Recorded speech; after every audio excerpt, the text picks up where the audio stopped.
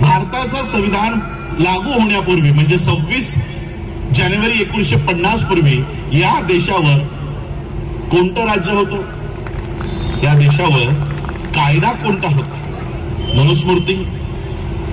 या देशाचं भलेही गव्हर्नमेंट ऑफ इंडिया ऍक्ट लागू असेल पण गल्ली गल्लीमध्ये, गावागावांमध्ये, शहरांमध्ये, राज्यांमध्ये मनुस्मृतीच्या कायद्याप्रमाणे समाज हा चालत होता.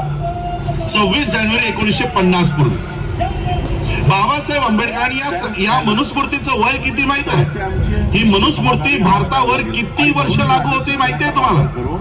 1250 वर्ष.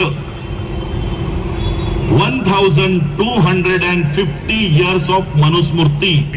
मनुस्मृतीचं राज्य किती वर्ष? 1250 वर्ष. आपण त्या काळात जर एक व्यक्ती 100 वर्ष जगत असेल असं जरी गृहीत धरलं तरी आमची किती पिढ्या त्या काळ्या कायद्यामध्ये जगल्या असतील? 12 ते 15 पिढ्या. तुम्हाला 4 पिढ्यांचं नाव विचारलं तर तुम्हाला लक्षात राहणार नाही. पणजी पणजोबांच्या वर तुम्हाला खापर पणजी पणजोबांचं नाव माहिती नसेल. म्हणजे तुम्हाला 4 पिढ्या तुमच्या वरचं आठवत नाही. आमचे 15 पिढ्या या कायद्यामध्ये गेलेल्या आहेत. 15 पिढ्या. आणि ज्यावेळेस पेशव्यांनी या कायद्यावर अंमलबजावणी सुरू केली त्यावेळेस या देशातले अनटचेबल्स यांना त्यांनी गळ्यामध्ये मडकं आणि पाठीला झाडू अशा पद्धतीचा कायदा आणला होता. हे किती काळ चाललं? 1250 वर्ष.